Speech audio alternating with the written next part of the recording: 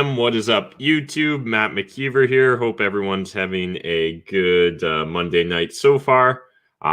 If somehow this is your first time hanging out with me on a Monday night, I'll give you guys a little bit of a heads up. What we're going to do tonight is just chat, hang out, and we'll smoke some weed as well. So feel free to partake at home if you want, but also no pressure.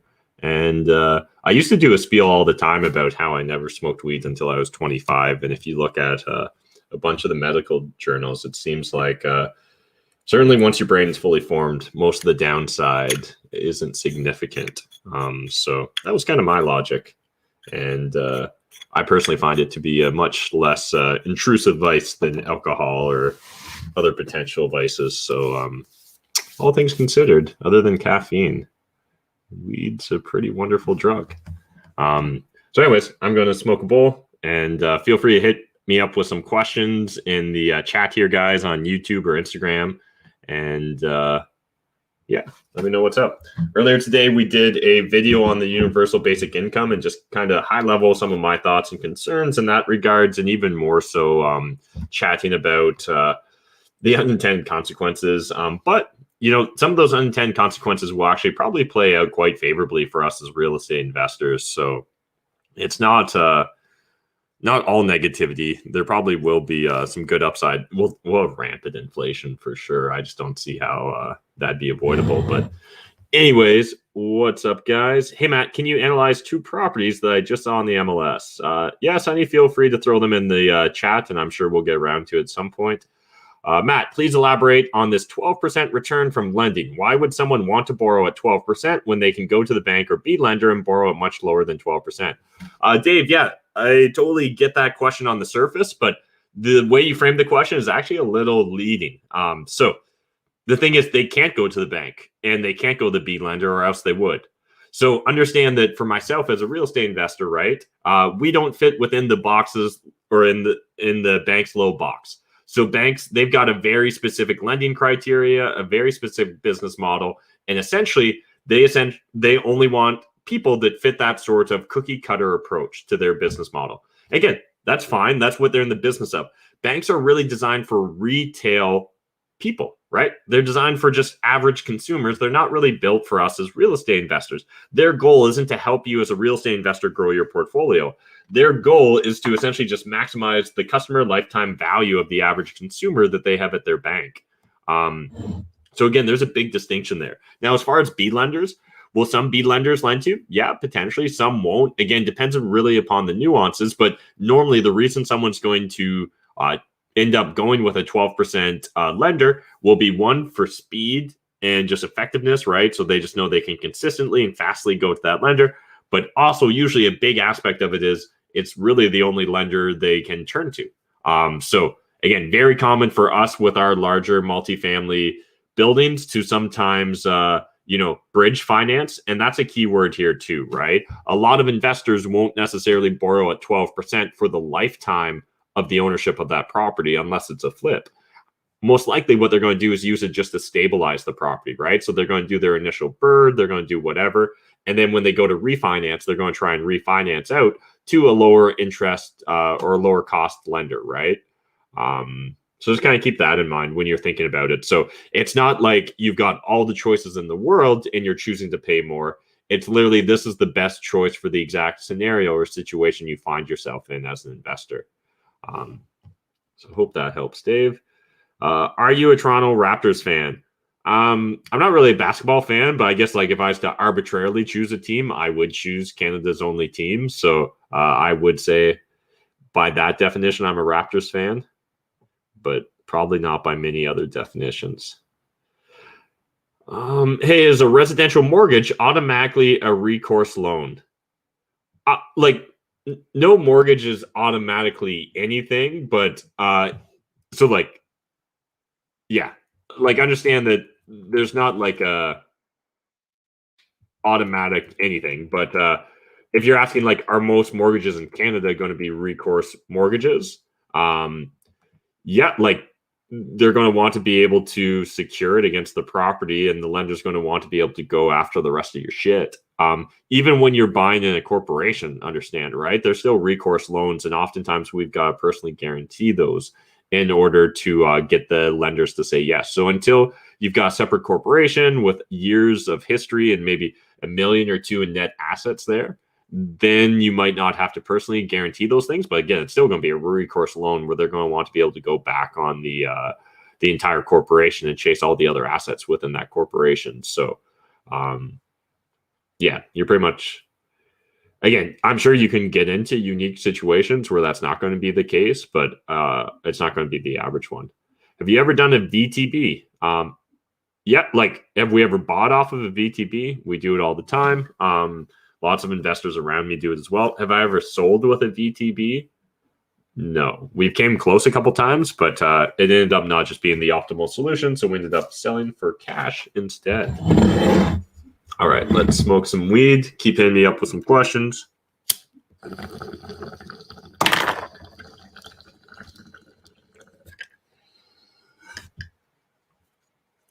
Does anyone actually watch or listen to any like weed podcasts or shows? Is there like a good weed news outlet that I should be turning to get my weed news? I just saw earlier today on the Instagrams that Seth Rogen just launched his own weed.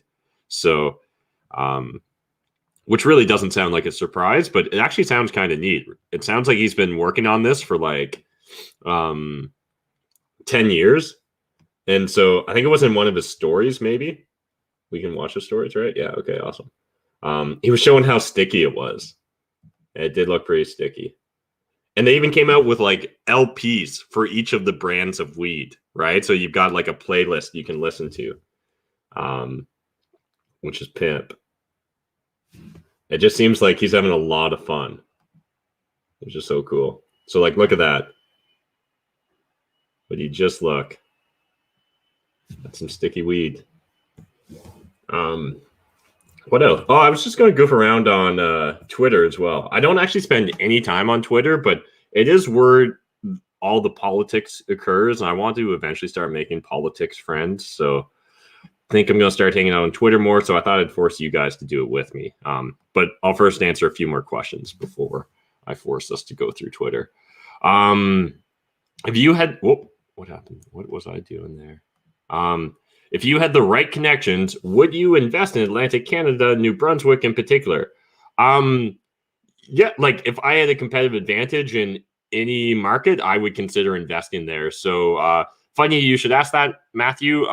We've actually been talking about whether we want to move into Atlantic Canada, and I believe that we will be. So before the end of the year, we plan on having a big presence in Atlantic Canada. Let us know which city should we break into first. You guys think, is it Moncton? Is it Halifax? Is it St. John's?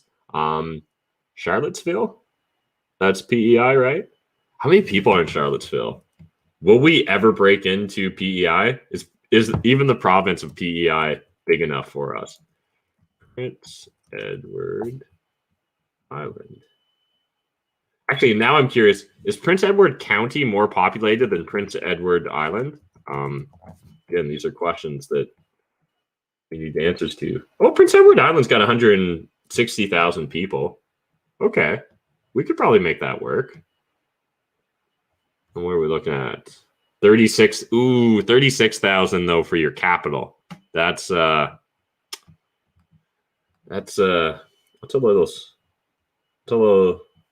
little small for my liking. What do you guys think?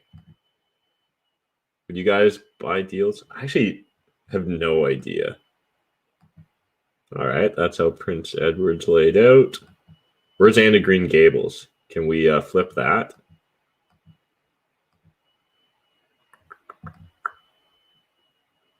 Hmm. 36,000 is just not a lot of people.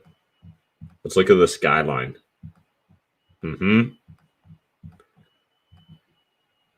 Although they've probably never even had someone tried wholesaling out there before. They've got different colored cross signs than us. Crosswalks. Still have Tim Horton bus signs. Instagram, you're probably not getting the full experience right now because we're just kind of cruising on Google Street View, checking out everything Charlottesville's got to, or Charlottetown, sorry, has to offer. Charlottesville is probably a lot bigger. in Charlottetown. Yeah. That'll probably be one of the last provinces we break into.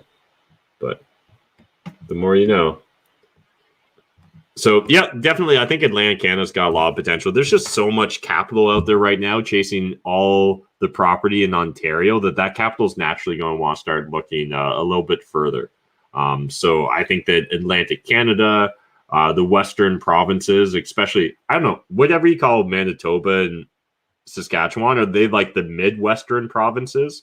But I think those two have a lot of potential as well. I'm not saying that there's good fundamentals in any of these markets, but I think that we're going to see a lot of investors. If the market stays hot in Ontario much longer, we're going to see a lot of investors flooding into those markets, chasing returns. The same way we see them right now chasing returns in Northern Ontario, right? So this is really no different. It's just an extrapolation of that pattern we've already seen at this point. So, Matthew, if you're thinking of breaking into Atlantic Canada and you've got some good connects, hit up Adam Martin from my team. Hey, I'm a recent subscriber and was hoping you can answer the following question if you get the time. 1, do you think investing in pre-construction is worth it, or should I buy resale and hold it? The biggest issue there, teased in challenge, pre-construction, it depends on what you're trying to invest in, but at the end of the day, we talk a lot about real estate being a business. And Peter Thiel has this beautiful definition of what a business is. And a business is simply an entity that creates value and captures a percentage of the value it creates. Now, when you invest in pre-construction condos, it's difficult for me to really understand what value you're creating, right? There's a slight value you're creating by timing the market slightly, right? And buying it pre-construction before it's done. But the value you create by willing to put that $5,000 deposit down or whatever just isn't significant in my mind. So don't get me wrong. Can you make money buying pre-construction? Absolutely. Lots of people have done it in the past, and I'm sure lots of people will do in the future. However, is it a business model I like? No, because I don't even understand how it's a business. So again, that's my personal bias there. I'd love to hear people that are investing in pre-construction. What do you believe your competitive advantage is? What do you believe the value you're creating is, right? I believe as wholesalers, we're solving problems. We're creating value to the home owner as well as the private investor. As a realtor, you're creating value, right? As a mortgage agent, creating value. As a CPA, as a lawyer, as a dentist, a doctor, it doesn't matter. You're creating value. If you're not creating value, I don't think that what you're doing is long-term sustainable. Again, it doesn't mean you can't make money in the short term, just doesn't feel sustainable to me. So there's certain aspects right now with people like flooding into certain cryptocurrency or NFTs, right? People flooding into baseball cards and Pokemon cards and this, that, and the other. Again, there will definitely be some winners in those spaces. And probably it'll be the major AAA brands and the things that have really strong cult followings, right? Traditionally, when we're talking collectibles, those are kind of the two areas that value will end up being concentrated in from like an investing or speculating perspective. But there's a lot of dumb money moving into that space right now, and there's a lot of dumb money moving into real estate right now. And what I mean by that is people with no business plan. So again, two people or like two different actors, two individuals could take the same action, and I might applaud one individual and I might condemn the other. They literally did the exact same thing, but one person was maybe an investor because they had researched, they had a competitive advantage, they knew their shit, right? And they executed a specific business model, and the other person speculated, crossed their fingers, counted on the greater fool theory. Both people might get the same end result, but the real difference is when the dust settles, the investor will be able to go replicate what they did, or if they failed, they'll have learned a lesson from it. The speculator, the gambler, will not. And so the gambler, the speculator, the magician will just be doomed to this cycle of guessing and hoping and praying and blindly stumbling through. Again, you can blindly stumble through your entire life successfully, but I don't think it's a great approach to life, right? I think there's a more robust, resilient model we could implement. And that's where developing skills, right? Like investing in yourself. No shortcuts, no silver bullets. Again, if you're going to go make money on FBA, if you're going to make money on Shopify, you need to become an expert, right? You need to really hone your skill set. Anyone that sells you anything where they say you can just get rich quick is selling you a bill of goods. Again, that doesn't mean that you can't sometimes get rich quick, but the replicatableness of it isn't. So the predictability of it is also just not there, right? Because it's not replicatable. It's not science, it's magic. You can't replicate it. So again, could cryptocurrency, could Bitcoin be a once in a lifetime opportunity? Absolutely. In fact, I think blockchain's here to stay, and the fractionalization and digitalization of everything is going to be fascinating. But I think most of the people, most of the money moving into that space right now is dumb money. And again, I don't think that they've got any competitive advantage. I don't think that they've got, a lot of them I don't even think have any lasting power. But I think that they're just speculating, and that's scary. Again, some people are literally doing the exact same thing. I applaud them. They're investing. They've got a competitive advantage. But I'm not just going dogpile on. I'm not a lemming. And no one should be either. So whether it's real estate, crypto, NFTs, sports cards, memorabilia, fine art, gold, precious metal, doesn't matter. At the end of the day, you're going to have to become an expert in whatever it is. And the odds are, if you become an expert in something, there is a way to make money doing it, right? That's the rub to life. We'll trick you into learning about real estate, or they'll trick you into learning about this thing. But at some point in time, you're going to have to learn, and then you're going to have to put into practice what you learned. I don't remember how I got on that tangent, but here we are. Sonny Kangs was asking us to go look at a property. I asked for an MLS number, and he's given me an address. So this is going to be a bit more of a pain in the ass, but we'll do it anyways. Because you're a regular commenter on the daily live streams. Okay, let's get the screen up. We're going to go to 81, 83 Gibson Ave, which is an apartment building, purpose built. He's calling dibs on it right now, guys, so no one steal this. And this is in Hamilton. I'm going to guess. That's where it took me.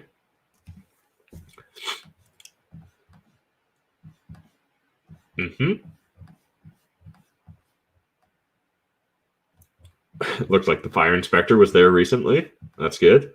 Yeah, so it looks purpose-built. Looks like an older purpose-built building. Brick. We've got a little intercom system going on. 3-story walk-up.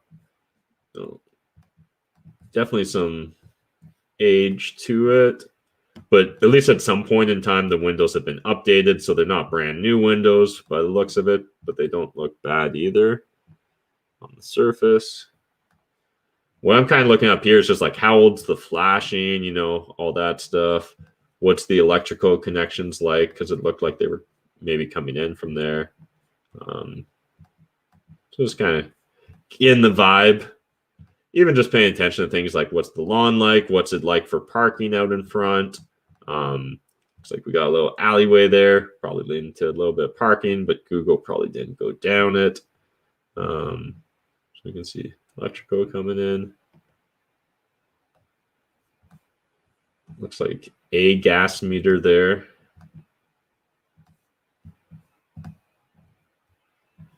Getting a little bit of wear.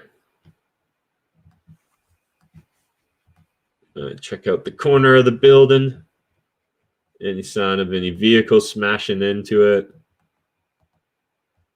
Looks like a little bit of poraging and stuff going on there. What else we got going on? That doesn't look safe. That's not to regulation. I hope the super didn't install that. God, that. At least no one's walking underneath there, but that is not safe. Dated, worn sign. Grass is a little long over here. Looks like a tight lot, actually, now that we see that there's no real depth here. So going to guess there's not a ton of parking. So where are we looking at? 12-unit building. Yeah, that sounds about right. Like 444. 2 million. I mean, if you're asking me, is that fair market value? I wouldn't argue with you this day and age, but I don't know about whether I'd want to pay that.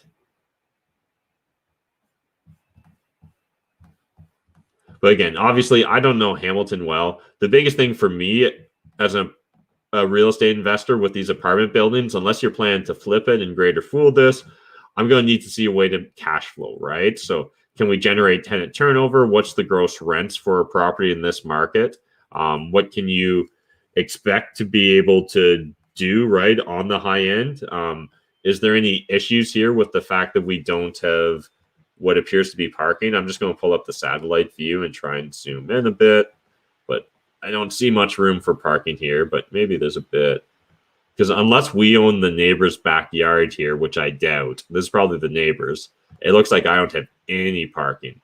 So one thing I'd want to look into, what's Hamilton's rules around parking, street parking? Again, like here in London, they're just terrible. You can't park year round. They just love being a pain in the ass.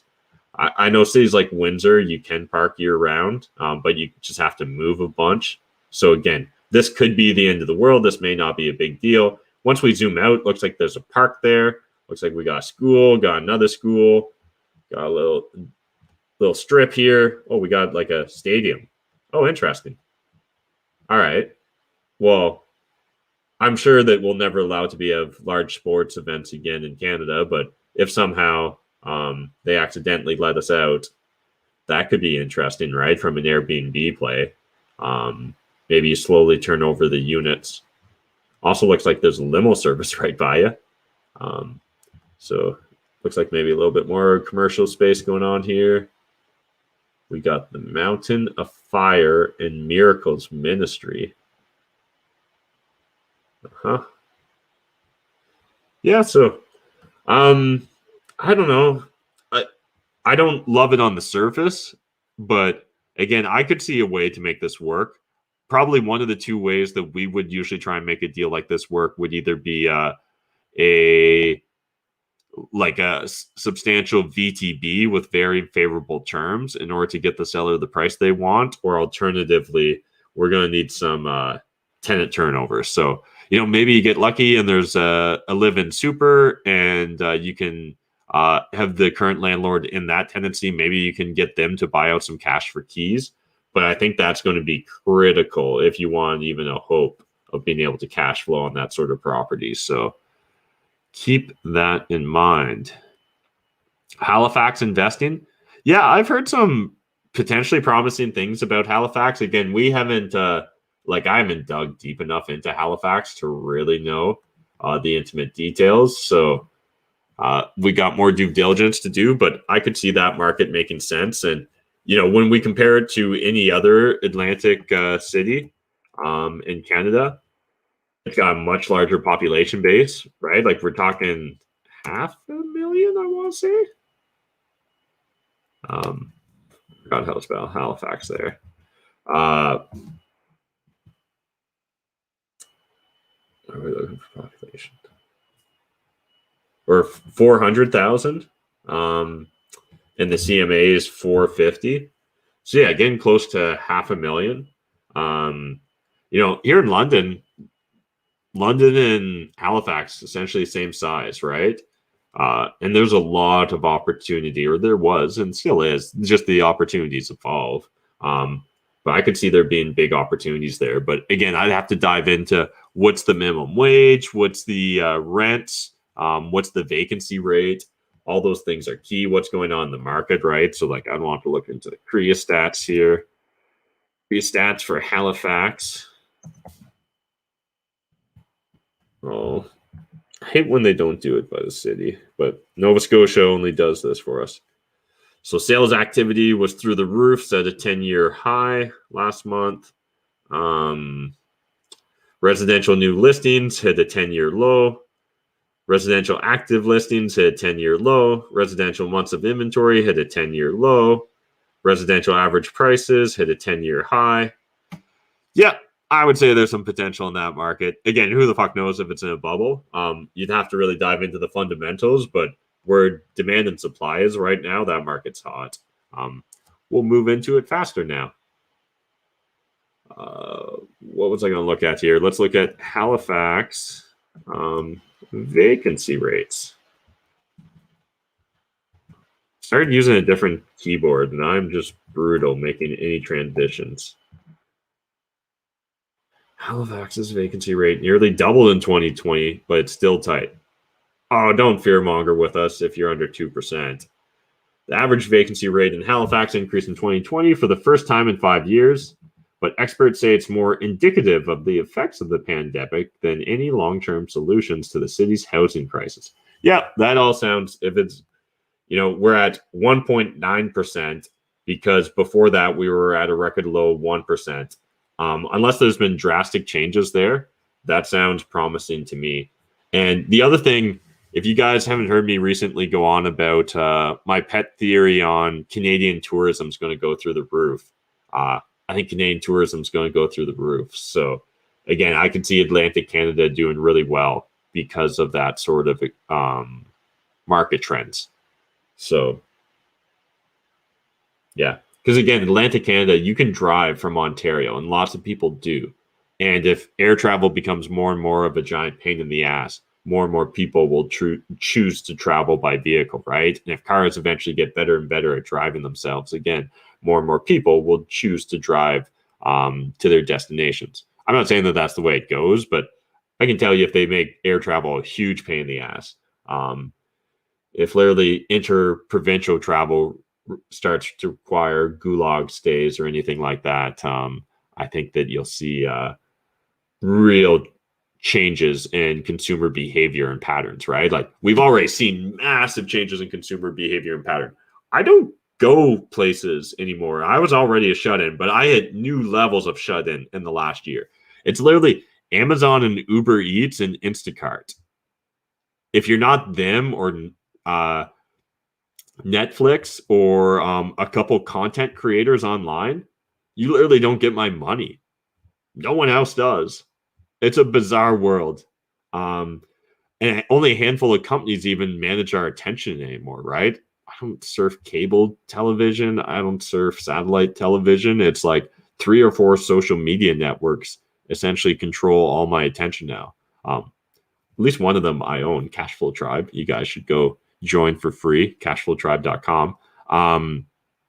But yeah, legit, it's bizarre times right now, and consumer behavior and patterns are going to change so much. And like, if any semblance of what we're currently going through lasts more than another year, let's say, we're going to see, like, I think, generational impact on some of this stuff. Like, there's going to be a whole generation of people that will grow up in a completely unique environment to anything that we've experienced in the past.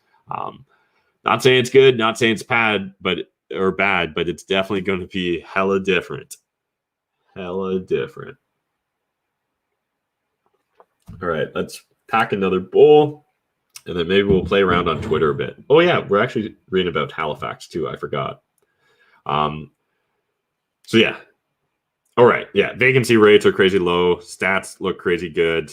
I need to get a team in Halifax yesterday by the looks of it.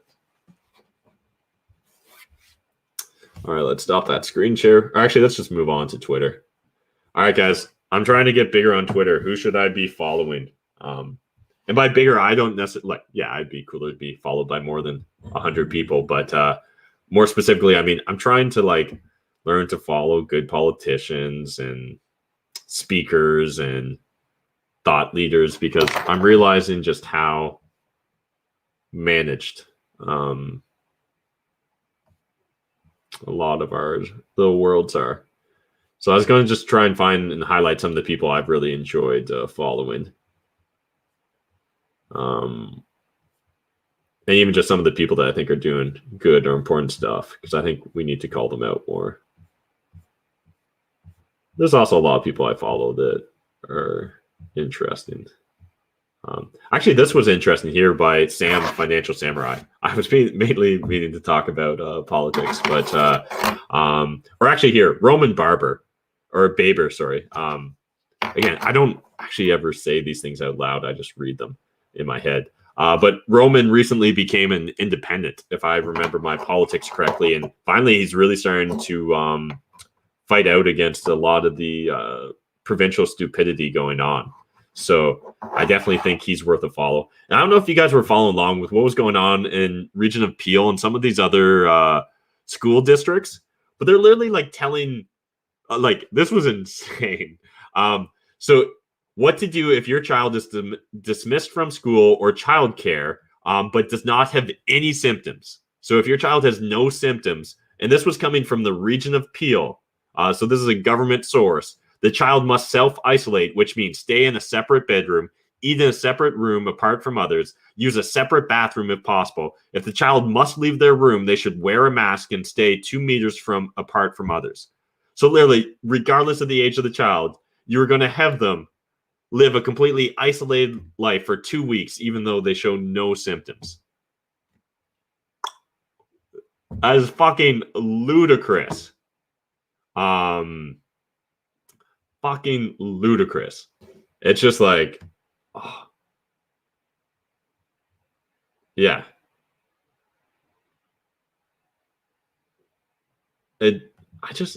What world do we live in? Because again, like, this would be different if everyone that caught COVID died, right? If we were literally stacking bodies in the street, then maybe you would have to force your kid to isolate to that sort of degree if they weren't showing any symptoms. But like, that's just a different level of crazy. I just don't understand how you could expect parents, to do that, right? Crazy. I saw this one from Elon Musk, green eggs and SPAC. SPAC is the new thing. Man, do you think, will we ever return to an economy that just like generates value and stuff? Like, the funny thing is, Elon Musk is one of the few that are generating true value. No two ways about it. But just like, man, I don't know. Are you guys following along with Ron DeSantis here? This guy's actually legit. Really liking a lot of the stuff he's saying and doing these days. Again, I haven't dug deep into his background stuff, so no idea who he was before all this, but I feel like he's positioned himself really well, and I really find myself liking a lot of the things he's doing and passing, and just seems like somehow Florida, this place that's supposed to have all these old people that just party nonstop, that don't give a fuck about anything, and somehow, like, again, they're not stacking bodies in the street. They seem to be able to go about it normal. And it doesn't seem like any Canadian that goes there just immediately dies either of COVID. So just interesting.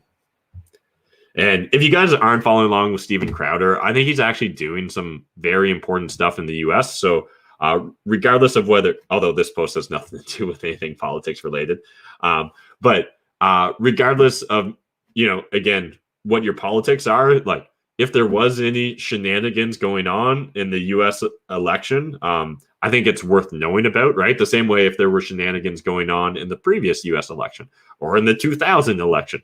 If there's shenanigans going on in any election, I'm going to argue it's usually worth knowing about. In fact, I'll argue it's always worth knowing about. And it seems like he's doing some deep analysis and some very firsthand journalism, right? Like, it's fascinating that he's essentially building his own news network. And I don't think the powers that be really they obviously don't like it. But I think that the cat's out of the bag with him. I think that, or like Pandora's out of the box. I think Steven Crowder is going to be a force to reckon with for the foreseeable future in politics. And I think that U.S. politics is better for that. So I'd love to hear your thoughts, your opinions. And also let me know, who else should I be following on the Twitterverse, or in the Twitterverse?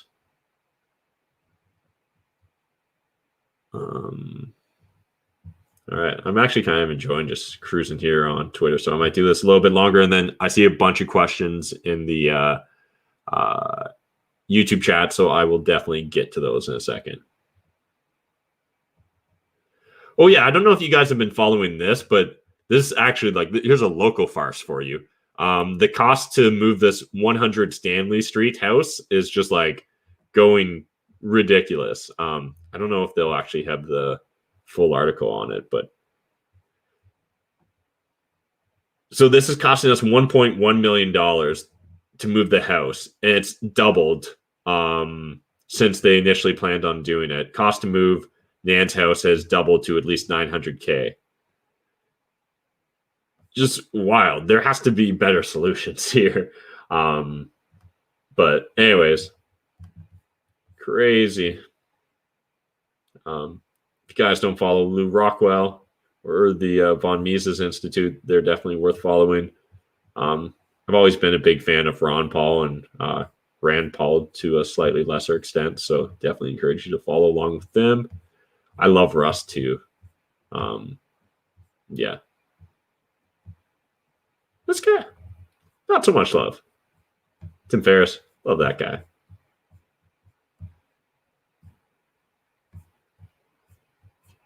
But yeah, Mises Institute, always worth a follow. All right, let's stop the screen share. I'll get back to answering some questions. We'll remove that. All right. Do private lenders like corporate structured deals? Ian, Jack, they're in ambivalent. It's going to be the entire deal that matters. It's not going to matter whether it's a corporation or not. And at the end of the day, they're probably going to make you personally guarantee anyways. Best advice for a 17-year-old wanting to get into real estate investing. Yusuf, yeah, what I would say, like, there's really like a couple types of advice I could give you here. If you're like really ambitious, really aggressive, you really want to get into this, I would encourage you just learn as much as possible, build as many relationships as possible, just come in contact with as many real estate investors and just try and learn, spend as much time around them as possible. And you'll really gain a ton of insight and wisdom. Now, if you're truly exceptional, like you're the 1% of the 1% of the 1%, you can actually just get started right now, right? So you could absolutely just start becoming an active real estate investor day one at age 17. But I think that that's going to be an extreme minority. So I think you're best served really just learning, building those relationships. And then whenever is the right time, whether that's after high school, whether that's after university, you got to figure out what's the right journey for you. But whenever is the right time, then you could look at, either dabbling with real estate or going all in on it. I think a lot of people overlook opportunities to work for free. Now, you don't want to be taken advantage of, so you want to make sure that you're getting value if you decide to work for free for someone, but there can be extreme value in that. And I know a lot of people have these egos where they're not willing to work for free after a certain age, right? Like maybe if I was 12 years old, I'd work for free, but I wouldn't do it at 17. Or maybe if I was 18 years old, I'd do it, but I wouldn't do it at 24. Or maybe if I was 25 years old, but I wouldn't do it at 32. Like at age 31, when I retired, had a real estate portfolio that was paying for my lifestyle, I offered to work for free for another real estate investor who was looking at developing a very valuable piece of land here in London, right? He had one of the most valuable development pieces in the north end of the city, 200 acres that was in the city, and another couple hundred bordering that would likely to be annexed in the future. And, he'd been offered $10-20 million potential offers to just buy the land straight up. And he decided, no, he wanted to actually see it through and take it and take on the project himself. When I originally applied to work for him, I said I was willing to work for free as a CPA. Again, like I knew the value. And my only caveat was you have to be in the room when I'm working. We ended up finding a different arrangement, but he ended up then understanding what I really valued. And so he ended up being willing to spend more time around me and talk to me more and explain his thought process more, that was the real valuable part of it for me, right? Was simply understanding, what is your perspective? Why did you decide to do this and not that? Why go left rather than right, right? Why sell that property and, want to develop this one? And eventually from that relationship, I actually got a great real estate deal from it as well, but also just gained perspective and confidence to move forward. Because again, he had never developed a piece of land this large before, but that wasn't stopping him from just moving forward. And like, there were times that I was in on meetings with him, and I know like he embarrassed himself, we embarrassed ourselves, like we were out of our depths. But again, it didn't really matter in the big scheme of things, because like, and he is an older gentleman, like he would have been in his late 60s, early 70s, and he's still willing to learn at that stage, right? So I think the real key here is just having that mindset of always be learning, always be trying to improve yourself. Life's an iterative process. So just try and, get 1% better every day. All those cliches.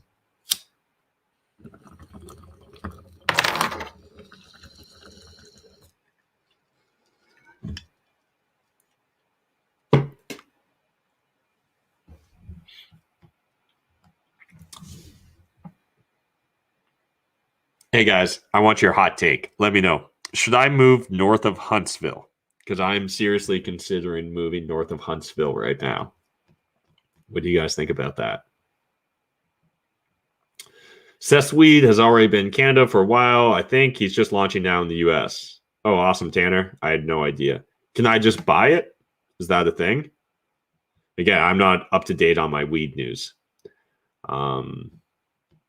How different is wholesaling in Canada than the US? Don, it's drastically different. One of the biggest differences you're going to find, though, there's a cultural difference, right, between Canadians and Americans. We're very alike in a lot of ways, but we're also quite different in a lot of ways. So a lot of the strategies that my US counterparts, guys I know that wholesale in the US use, would never fly in Canada.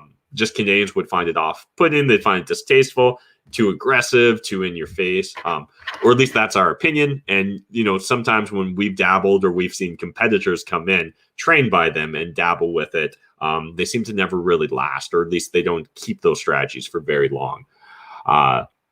So that's a big difference. But the big, systematic difference that you're going to find with wholesaling in the US versus Canada is the US has the Freedom of Information Act, and Canada, we've got like the Privacy Information Act or whatever, right? PIPA, or something like that. And so they're literally the exact opposite. One's about all privacy of information. One's all about, making information publicly available. So again, you can just buy these random lists in the US and you can just blindly call and go after anyone and everyone. In Canada, no, there's no blind list of anything, right? You can't just, and again, like we've got like do not call lists and things of that nature. So there's a completely different regulatory environments in Canada with a lot of these direct to consumer marketing approaches. Where in the US, you don't have those issues. Again, it's very easy to get the information on, what your mortgages are, when you bought the property, what you bought for, where again, a lot of that stuff is behind certain paywalls or access walls in Canada.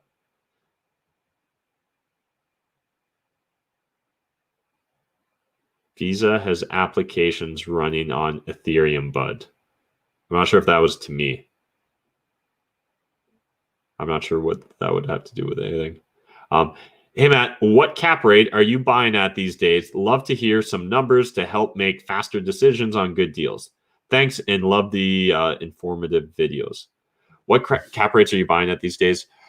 Yeah, cap rates, one, understand like people manipulate cap rates so much that I usually, when get asked about cap rates, I end up going into a spiel and a whole speech about how unreliable they are because people don't include things like repairs and maintenance or property management or bad debt or vacancies.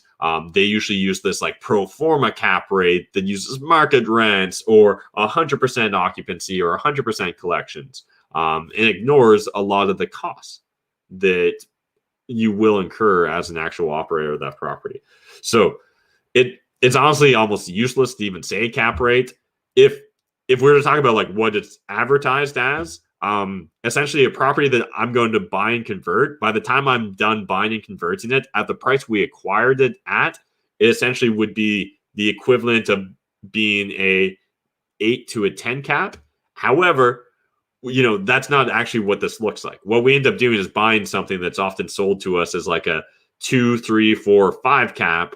We find opportunities, information asymmetry, like essentially like we'll find opportunities to add a new unit or to tweak a layout or tweak the use of a unit or generate turnover, right? Cash for keys, all those different things, or just negotiate it into the initial purchase and sale agreement. And so because of that, we end up, the cap rate we acquired that only lasts for like the first 6 months to a year. And within a year to ideally 18 months, sometimes 24 months, we've turned around the property and now it's operating completely at a different level, right? So again, usually cap rates just aren't that effective. But legitimately, by the time we're done with the property, I want it to be essentially the 1% rule, as in the price I bought it at plus renovated it into, I want to be renting it out for about 1%. So what that looks like here in London, here's going to be more useful information. What that looks like here in London or Southwestern Ontario in general is we're probably buying at 85 to 150 a unit. And I know that's a wild swing, but again, Southwestern Ontario is a pretty big place. But in London, probably closer to 105 to 150 a unit. And then we're going to renovate it ideally for, again, if we're acquiring at 150, hopefully like almost zero a unit to anywhere 25 a unit. Rarely are we going to go above 25 a unit in a purpose-built apartment building, but it's not impossible. And then rent it out for 1% of that cost. Now, usually we're able to pass on the cost of electricity to our tenants. So again, if it's slightly less than the 1% rule, if it's more like the 0.9% rule, we're good with that because those numbers still roughly work out. But ballpark, those are the figures we're working with or aiming for. Do you think housing prices go up as M2 increases with next round of stimulus? There's so many different forms of stimulus occurring right now. And I think just where we're at for demand right now, Josh, at least here in Canada, we don't even need anything else to create another substantial bull market in real estate. Unless literally an entire generation of people decide not to buy houses, less demand disappears tomorrow. We're going to be good for a while, it looks like, unless the average Canadian consumer is about to break, right? If we're one straw away from everyone breaking, and it's a little bit harder to get default stats and stuff in Canada. We don't have like the easy national reporting where you can go and just find one aggregate number, or at least to the best of my knowledge, there isn't. If there is, let me know in the comments. I would love that source. So with the sources I'm aware of, like we're not seeing massive increases in defaults. I know that there's been postponements and things of that nature. But again, those haven't even been in the headlines too much. So unless that's being swept under the rug, I don't believe it is. It seems like we're going to have another bull market regardless of what stimulus occurs. But yes, do I think if there's more stimulus, will that drive more inflation and more flight into real assets like real estate? Yeah, I definitely see that playing out that way. Hey, Matt, what's up? Aberrant Art. Ryan Wallace, what are your thoughts on illegal basement suites? Great question, Ryan. And one thing, I'll be honest, my thoughts have definitely evolved over time. And one thing you need to understand is the market's always evolving, and we need to always adapt to where the market's at. So illegal basement suite 100 years ago, what do you mean by illegal? Not even a thing. 50 years ago, what do you mean by illegal? No one even cares, right? 30 years ago, what do you mean by illegal? As long as like no one's going to die in it, it's not a big deal. Today, yeah, no one really wants to deal with illegal basement. So you're going to find a lot of the higher end lenders, right? The aid lenders and stuff like that. If they find out that it's an illegal basement, illegal use, they may shy away from lending, or they may require a bigger down payment from you to try and mitigate the perception of risk there. Beyond that, there's, I think, more of a bias now from cities and regulators and the landlord tenant board to try and make sample cases out of landlords that don't have legal units. So again, I think you'll find yourself getting in trouble and more likely to get fines than you would have in the past.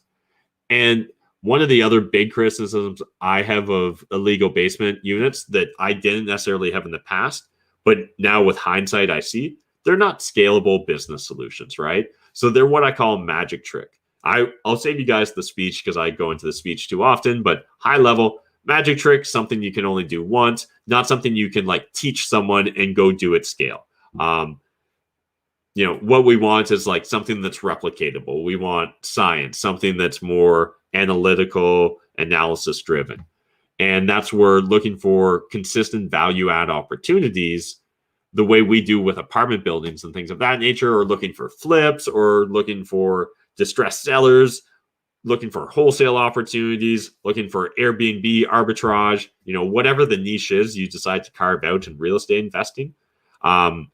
It's better just to like create that expertise. But one thing you don't want to become an expert in, at least in my opinion, is something that's illegal, right? So if you became the expert in converting illegal basement units to legal use, there could be a huge opportunity there, right?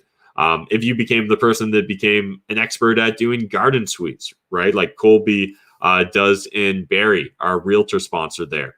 Again, huge opportunity to carve out that as your niche. But what niche you want to carve out is obviously a legal niche, just for sustainability's sake.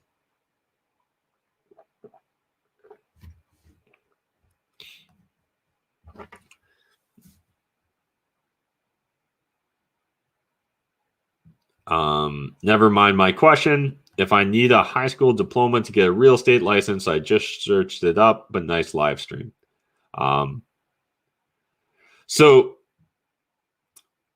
Yeah, like if you want to become a realtor, whatever requirements they have, obviously you don't necessarily need to become a realtor to participate in real estate though.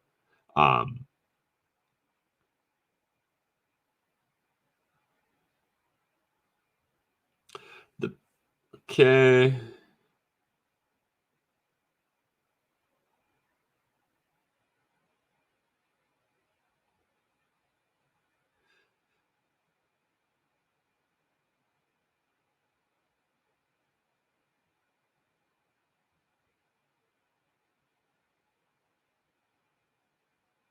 Is New Brunswick real estate in bubble territory? Prices have gone up 75% in 1 year in some places.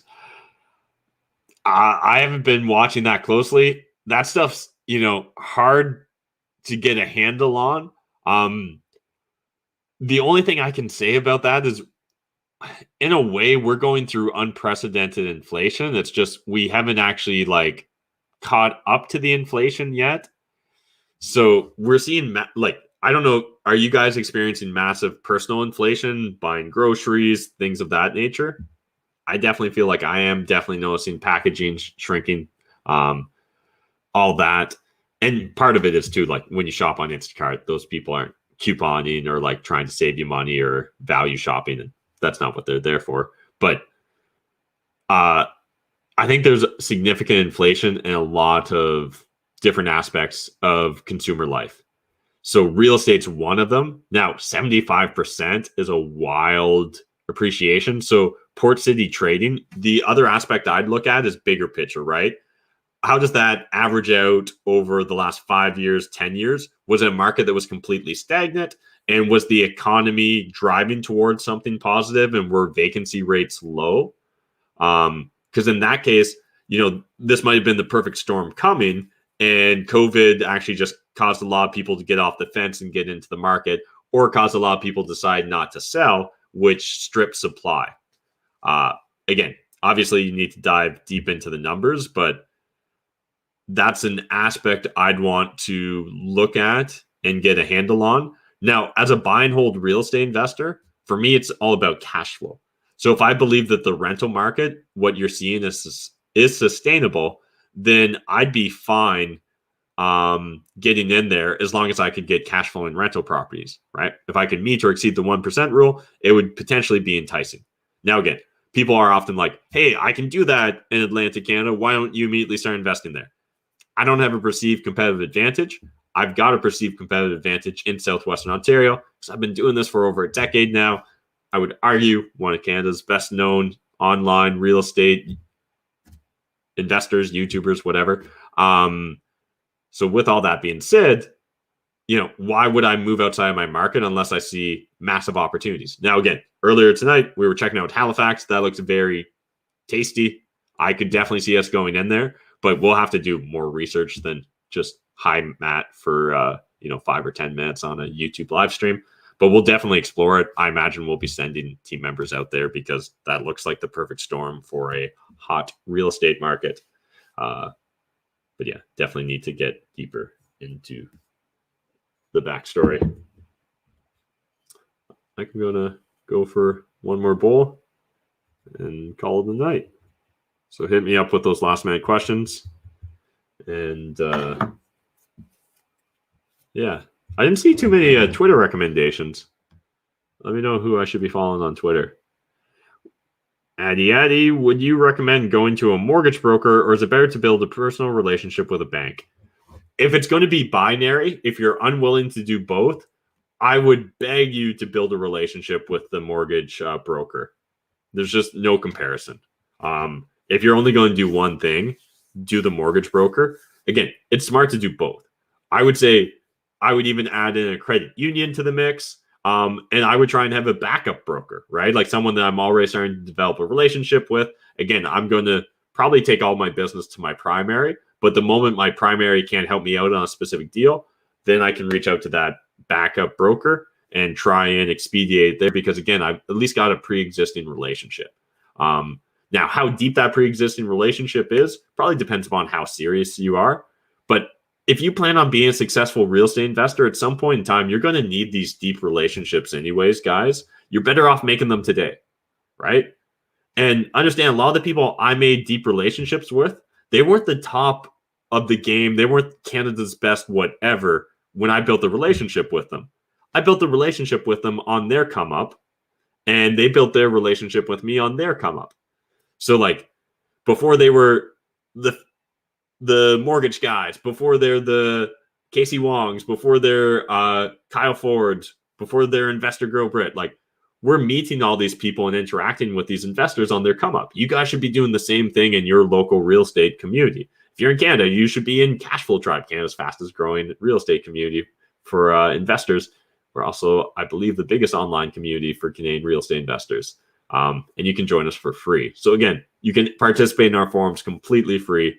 But you got to put yourself out there. And these are breadcrumb trails, right? Even small things like literally participating in the comment section. One, it's good for the algorithm, so I am biased. But two, it like understand for every person that comments, there's probably 10 people reading the comments. So that means that 10 people are reading your name.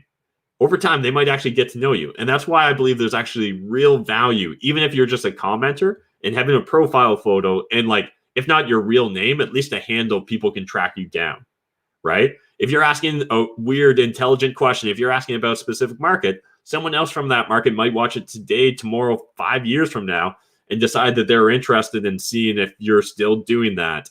And they reach out to you because you've got the same YouTube handle as you do on Instagram.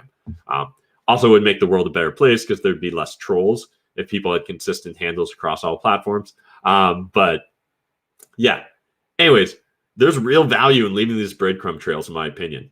I'm really happy that back in 2010, when I was first thinking about real estate investing, that I posted in a couple forums. I wish I would have done more of it, but at least I had a couple breadcrumb trails leading to like who I became. And yeah, posterity's sake alone justifies the effort of interacting, building those relationships, and leaving the forum posts, leaving the YouTube comments, leaving the Instagram comments, making your own Instagram posts, your own content. Oh man, I was listening to my YouTube music so long it paused on me. All right, there we go. What else we got? Houseplant brand is available on the OCS. Oh wow, I might actually order my weed from the government. Thank you, Danner. Appreciate the heads up. I'll have to check that out. Is it good? Read Rich Dad. Yes, that's always a recommendation. I would never not recommend reading Rich Dad. Where to? I don't want to give away exactly yet because I haven't bought anything. What's really interesting? Literally this week is the week everyone's decided to tell me my beard's back. So I guess this week's not even that long, but between Sunday and today, I've had probably a dozen different comments from people in real life or online telling me that the beard's back. And it's just, Interesting. It just slowly goes over time. But I don't know what about this stage makes everyone be immediately about it, but I like having it back. I also don't mind not having it. But the hassle of shaving consistently is just a little too much. When you were first starting off and working with realtors, would you only work with one or would you work with multiple? If so, how would you go about asking you to sign an exclusivity agreement? Great question, Lewis. Yeah, I would usually work with one, but I would refuse to sign the exclusivity agreement, which I know that maybe sounds a little contradictory, so I'll try and explain myself here. But what I'd say is, hey, I want a primary realtor. I want a realtor that I work with all the time. Every deal you introduce me to, I promise to buy through you. So as long as you're the first person to tell me about the deal, as long as you're the first person to forward the deal to my email, you're my guy. So, bring me the deals and I will buy everything you bring to me through you. But at the same time, I'm going to go knock doors back when that wasn't illegal. I'm going to go do flyer campaigns. I'm going to talk to private investors at networking events. Whenever I can find a private deal, I'm going to buy that. Whenever another realtor can give me a pocket listing, I'm going to buy that. So again, understand I'm a real estate investor. I'm in the business of doing transactions. So I need to buy real estate. I need to sell real estate. If you can assist me in doing that, we won't do a lot of business together, and that's unfortunate. But if you can assist me in doing that, we will crush it together, and let's make a lot of money. And the right realtor will get it, and they'll be on board. The wrong realtor will be like, nope, that sounds weird. That's unusual. I'm not down for that. And it's like, okay, cool, man. You're not actually hungry. You don't believe that you can eat what you kill, or you don't believe you can kill anything out there. So let's move on, because you're not hungry enough for me anyways.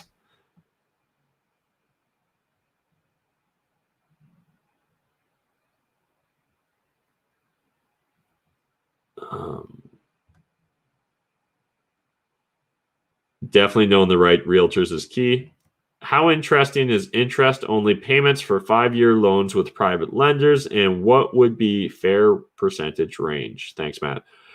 Ian, first thing is what loan to value, right? The higher the loan to value, the higher the interest rate. So if you were talking an 80% or less loan to value, a 5-year loan, a 5-year interest-only loan isn't wildly unusual, but it's not wildly common either. A lot of interest-only loans are usually going to be more in the range of, 1 to 3 years, let's say. Once you get up past 3 years, it's going to be less common. So again, the perception is there might be something weird about this situation. So because it's kind of weird, one, there's going to be less people interested, so I can probably charge a bit more. So honestly, most private lenders will probably charge a bit more if you want interest only for 5 years rather than say 2 to 3 years. So if that's important, cool. But just know that might literally cost you a couple percentages, maybe even a little bit more.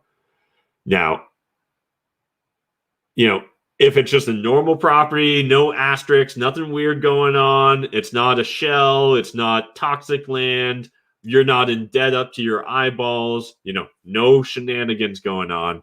And we're doing a 5-year interest-only mortgage, 80% loan to value, which pretty common. Maybe we need to be 75% loan to value again to get what I'm about to say. But that interest-only mortgage, depending upon the person you get it from. So if you get it from someone that's just in the business of private lending, I'd have a hard time thinking that you're going to get it for less than 6, 7, 8%, right? And the reason for that, again, is just 5 years is kind of unusual. Now, maybe you can find it from a relative that's business oriented and there's a little bit more trust there, or their perception of risk is a bit lower. And then maybe something like 5% is reasonable, right? Again, we're assuming a first place mortgage here, no shenanigans on the property, nothing too crazy about your personal situation. Now, if I assume the exact opposite, if this is a crazy ass situation, the land's contaminated, or your debt and credit's terrible, you 80% loan to value or a higher loan to value, you need a 5-year or longer or a 5-year or longer term of interest only payments, probably going to be double digits, right? So we're probably going to be starting at 10% and above, I'd imagine. So yeah.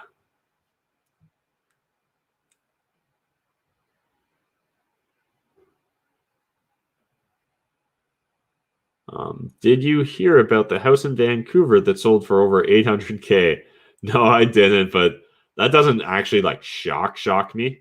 But it definitely is strange, right? But again, there's certain situations where realtors are purposely listing low, so I have no idea how low they listed on that and how much of that was just like crazy hype. So I see someone's asking, Matt, if I brought you 1% cash flow deals in New Brunswick, how would you handle managing them from Ontario? Yeah, I'd obviously hire a property manager. There'd be no other way to do it. I wouldn't be moving there to go manage my own properties. If the numbers make sense, you don't care about distance. No, not really. But Matthew, the only other thing to be aware of is the 1% rule is one of the factors. Another factor you need to take into consideration is what's the market, right? What's going on in the market? So if I can just turn around and find a 2% deal on the market, well, then a 1% deal isn't a deal, right? It's actually overpriced. So you also got to take in consideration the overall economics of the market. Now, why might something be a 2% deal, or why might a market be 2%? It might be really bad tenants. It might be really high vacancy rates. It might be really hard to rent out the property, right? The economics might be really tough. Maybe the long-term prospects of the area or region looks really rough. Again, those can all play factors into it, and then again can take something that on the surface sounds good, like a 1% rule, and actually make it a bad investment. So I don't want to make it sound like I just blindly go follow the 1% rule, but it actually does play a bigger factor in my investing than I think a lot of people want to accept when I'm trying to explain it, because it's a fundamental, right? Like, just like the basic fundamental, Warren Buffett's number one rule of business, don't lose money. And number two rule is like, don't forget rule number one. That's a really stupid, simple rule, but it's also genius, right? Peter Thiel's definition of a business is something that creates value and captures a percentage of it. That's stupid simple, but it's also genius. Like, if you can internalize those two concepts, you'll never fail at business.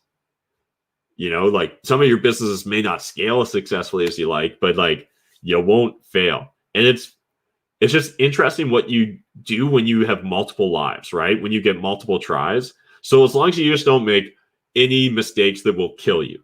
And now understand, each person's definition of like kill or dying or losing or quitting in real estate is going to look different. But for me, I made sure I never made a mistake that was so big it would crush me, because I knew I had to win at this game, because I don't get the stock market. When I was younger and naive, I thought I got it. And then I got older and didn't get it. And now I really don't get it. It sounds like a wonderful idea, the fractional ownership of a company. It doesn't seem like that's what it reflects in practice too often these days, at least based upon the fundamentals I look at. When I take that into consideration, then real estate was like the one option I had. And it seemed like, yep, this seems like a fundamental business. It was either that or like go try and buy Subway franchises or something like that. But I've done the financials of franchise owners. I won't say what types of franchises, but I've done the financial statements of them, audited all kinds of franchises and operators, all kinds of different cities, locations, small towns, medium-sized towns across southwestern Ontario. And like, you can make money, and certain ones can make lots of money, but a lot of them have actually just bought themselves jobs. And that's, again, wasn't something I was looking for. And I was scared that I wouldn't have a competitive advantage as a pizza shop owner, or as a Subway owner, or as a McDonald's, or Swiss Chalet, or some of the other things I looked into. Also, some of them need a lot of capital, right? Those Tim Hortons, Swiss Chalets, like McDonald's, like they want to see some capital. And then you get tempted to go like, and you're like, Mr. Sub's looking good. They don't need a lot of capital. But again, there's trade-offs there. And you're like, there's not too often I see Mr. Sub that's bumping. And I'm like, yeah, I wish I owned this. So again, real estate seemed like the one old faithful to me. Now, with time, I've been able to build other businesses off of real estate and been able to dabble in other industries and things like that, and definitely enjoy just the concept of business. But I think real estate's one of the simplest businesses, one of the easiest businesses to understand. And there's something very attractive about that.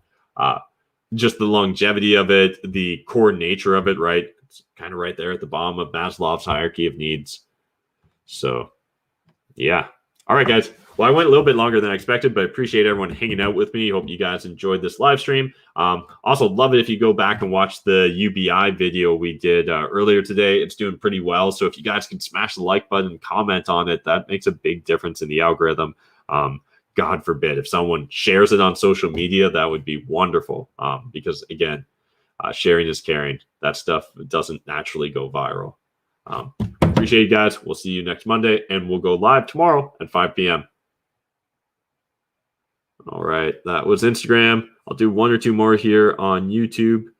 Some stocks are still financially sound. You just have to be more picky. Yeah, Lewis, I'm oversimplifying there. There definitely are still some stocks, but like it's the minority. And unfortunately, those stocks still sometimes get moved by the overall sentiments of the market. And it can be frustrating in the moment to be swayed or pushed, right, by the market, because the market can afford to be irrational longer than you can be rational. And that's a heartbreaking experience that I've been as an investor before, where you're like, I know I'm right, but I now see it's going to take years or a decade or at least 5 years for me to be right. And my opportunity cost is too great. I just need to go on to the next and lick my wounds. Right, that's posted. Do you think Waterloo region is a good investment for real estate investing? Andrew, depends upon what you're trying to accomplish, but I think it's very difficult right now to cash flow in KW. I was just talking to a good friend of mine who is selling one of his purpose-built rentals in Cambridge for $400,000 a unit. Now, they're wonderful units, really great, 2-level, but very difficult to cash flow at that price point. So it's just, again, if you're flipping, if you've got some unique BRRRR opportunities, maybe, but it's going to be difficult to buy turnkey cash flow in that region. So for that reason, it's not necessarily attractive to me. All right. I packed this bowl, so I'm going to smoke it, and then I'll see myself out.